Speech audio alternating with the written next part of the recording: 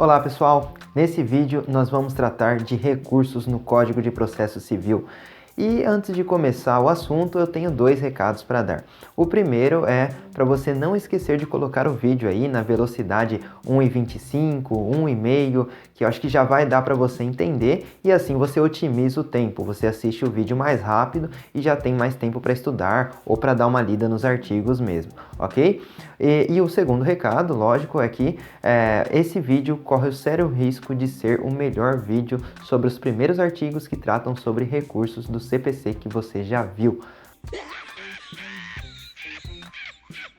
Brincadeiras à parte, na verdade, nesse vídeo eu vou detalhar um pouco mais, tá? Eu vou falar um pouco mais sobre cada um dos primeiros artigos ali, a partir, se não me engano, do 997, né? Que trata do recurso adesivo, porque os anteriores a este, eu já tenho um vídeo aí, vou tentar até colocar aqui o link na descrição, se eu não esquecer. E aí você pode ter acesso a esses primeiros artigos. Só que agora eu vou detalhar um pouco mais a situação e eu acho que vai ajudar bastante vocês, porque vai ser mais ou menos no mesmo esquema que eu tenho feito aí com os vídeos do canal que tem ajudado as pessoas, certo? Vamos começar então com o recurso adesivo. O que é isso? O código vai falar, sendo vencidos autor e réu, então a gente tem aqui a figura do autor e a figura do réu. Se os dois forem vencidos, o que significa isso? Bom, os dois perderam, né?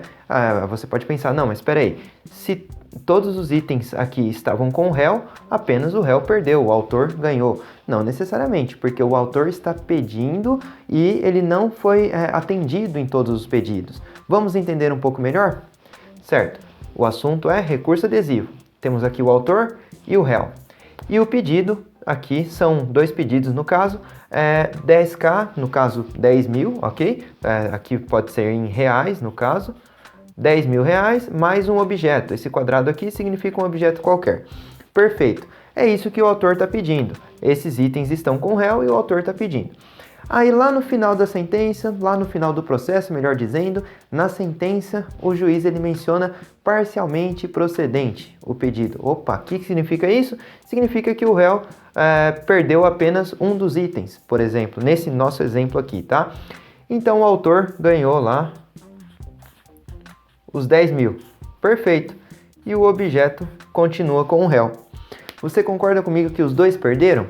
Porque o autor não teve tudo que pediu, né, que ele está afirmando que tem direito, e o réu ele perdeu uma parte ali do seu patrimônio. Sendo vencidos então autor e réu, se um deles recorrer, vamos lá, recurso, prazo para o recurso, 15 dias, perfeito. Então a gente tem aqui uma linha do tempo, 15 dias. Vamos supor que nesse meu exemplo apenas o réu recorra.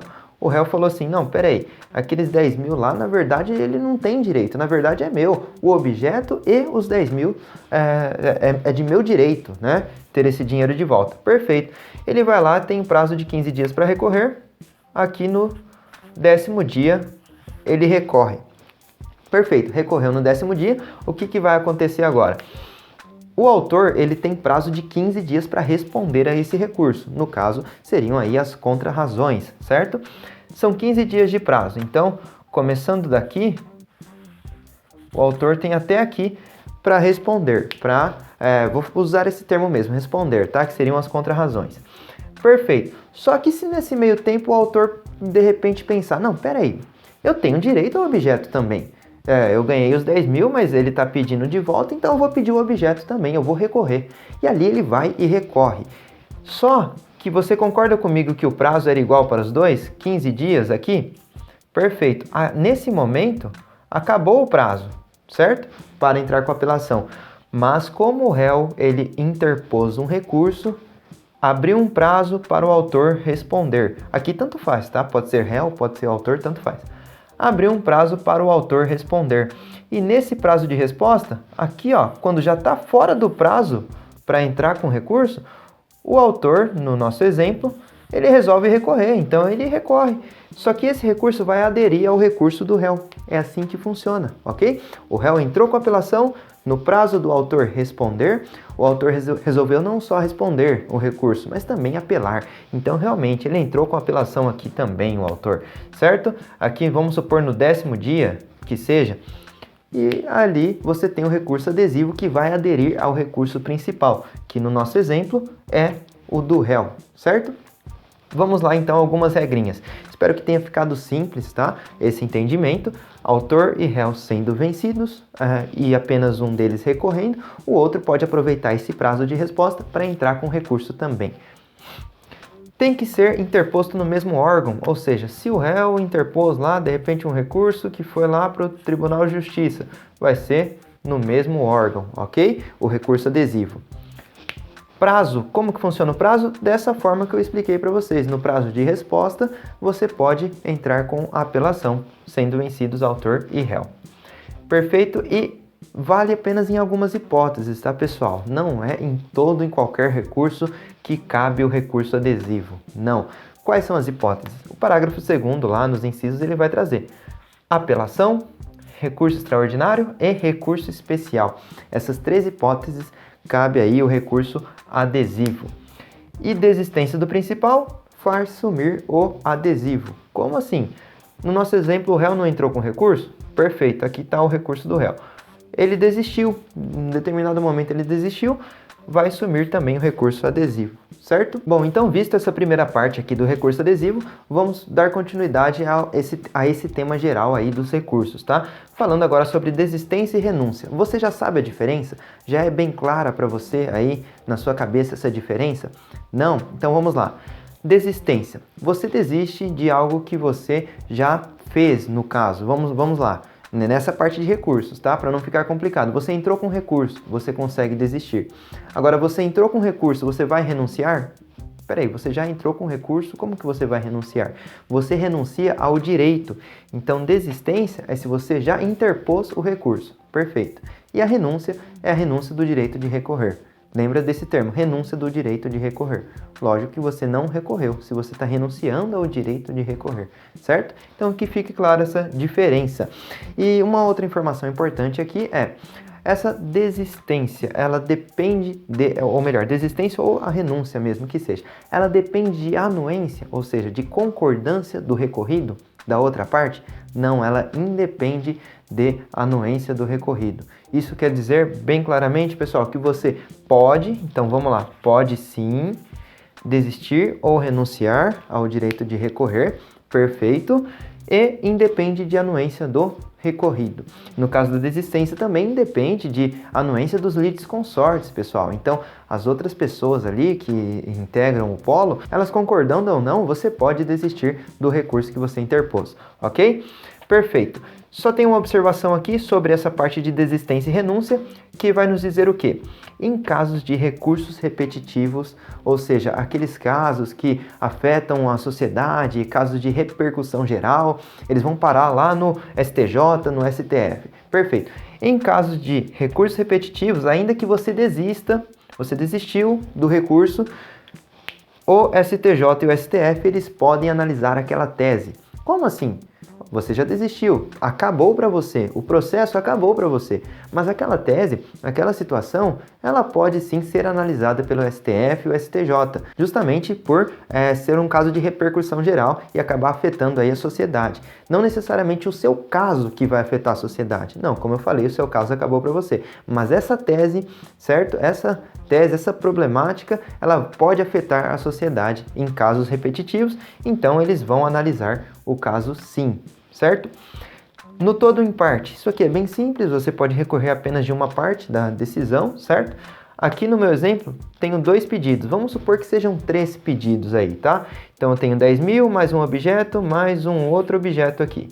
E ali o juiz ele me deu os 10 mil. Eu tenho necessariamente que recorrer aos 2 objetos, pedindo os 2? Não, eu posso pedir apenas um só e acabar deixando quieto o outro. Posso muito bem fazer isso, certo? No todo ou em parte da decisão você pode recorrer. Prazo, vamos lá. Prazo em regra são 15 dias. Então, simples, pessoal. Novo CPC ficou bem simples. Prazo para os recursos, 15 dias. Porém, embargo de declaração, você já tem aqui a observação, são 5 dias. Ok? Embargos de declaração, 5 dias. E o início do prazo, quando que começa a correr? Começa a partir da intimação. para o advogado, para a Defensoria Pública, Ministério Público, a partir da intimação. Certo? Mas e se a decisão for proferida em audiência? As partes estão ali, de frente com o juiz, e o juiz profere a decisão que cabe recurso. Quando que considera-se as partes intimadas, então? A partir da audiência. Você não vai embora para casa, esperar você ser intimado, receber uma carta. Não. A partir da audiência, a decisão foi proferida em audiência, você já está intimado, ok? E ali começa o início do prazo. E aí o início do prazo é de acordo com aquelas regras do 218, se não me engano, certo? Vamos lá. Falecimento ou casos de força maior. Restitui o prazo em favor da parte. Vamos supor que o advogado da parte tenha falecido naquele meio tempo, naqueles 15 dias que ele tem para recorrer, ele acabou falecendo e era o único advogado. O que acontece? Até a parte encontrar um outro advogado e realmente ele tomar ciência de todo o processo, de toda a situação, leva um tempinho, né? Então, nesse caso, vai restituir o prazo. Isso quer dizer o quê? Se o prazo estava aqui, ó, estava acabando já o prazo, e aí, eventualmente, o advogado ou a própria parte mesmo acabou falecendo. O que acontece? O prazo vai restituir.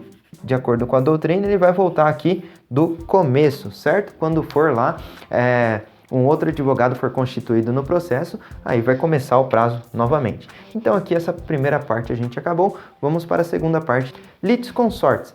O recurso, ele também vale para os litisconsortes, o recurso interposto por uma pessoa? Depende, pessoal. Por que depende? Os interesses são iguais?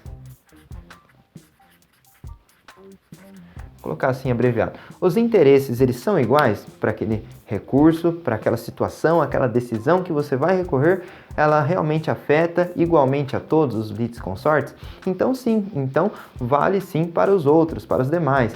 Mas se os interesses são diversos, se a situação está diferente para um, para outro, você vai recorrer de uma situação que diz respeito mais a você mesmo, aí não vai atender aos outros também, perfeito? E o preparo? Pessoal, preparo nada mais é do que o pagamento das custas. Ora, você entra com recurso, você interpõe um recurso, você tem que pagar as custas desse recurso, perfeito? Certo. E como que funciona esse pagamento? Você comprova na interposição. Você vai pagar e vai interpor o recurso já comprovando que você pagou. Você não vai, depois que você interpôs o recurso, você vai comprovar, olha, tá aqui, eu paguei. Não, você vai interpor o recurso já comprovando que as custas estão pagas. Ok, pessoal? Só que algumas entidades aí, né, vamos dizer dessa forma, são dispensadas do pagamento. Quem são? Ministério Público, União, Estado, Distrito Federal, município e autarquia, certo? É bom vocês se acostumarem, pessoal, a abreviar as situações assim, tá? Porque, veja só, fica muito mais fácil do que você ficar escrevendo, né? União, Estado, Distrito Federal. Não, bem mais simples dessa forma. E ali, aqui, significa autarquia, certo? E o Ministério Público. São dispensados das custas processuais quando interpõem recursos. Diferente de uma pessoa normal que realmente vai ter que ir lá e pagar essas custas. Salvo aqueles casos também de gratuidade da justiça, que eu, se não me engano, tenho um vídeo aqui marcando na lei desse tema, certo? Se for uma pessoa normal, mas o juiz deferiu a gratuidade da justiça, ela também é isenta das custas processuais em relação aos recursos, certo? Vamos lá. E se for insuficiente? Ora, as custas processuais para aquele recurso são R$100, por exemplo, certo?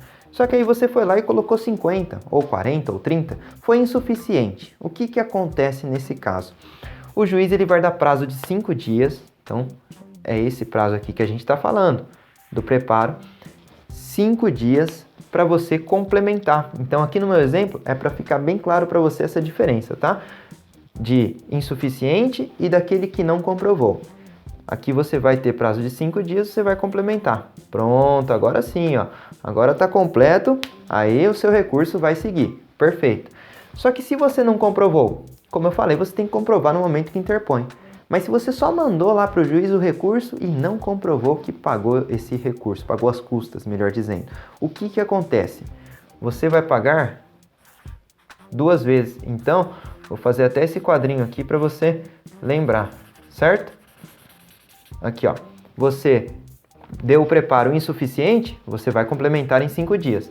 Não comprovou, você vai pagar 2 vezes, certo? Perfeito. Dito isso, agora eu já venho aqui para o justo motivo. Justo motivo é realmente uma justificativa, pessoal. Se você realmente não comprovou por alguma justificativa válida, justo motivo fica um pouco difícil de falar o que é, né? Você vai encontrar alguns casos na prática mesmo, vendo alguns casos reais e analisando o que realmente o tribunal considerou um justo motivo, certo? Mas o justo motivo, ele não vai ser deserto. Quer dizer o quê? Se você tem que complementar o recurso em 5 dias e você não faz isso, o recurso é deserto e ali acaba para você.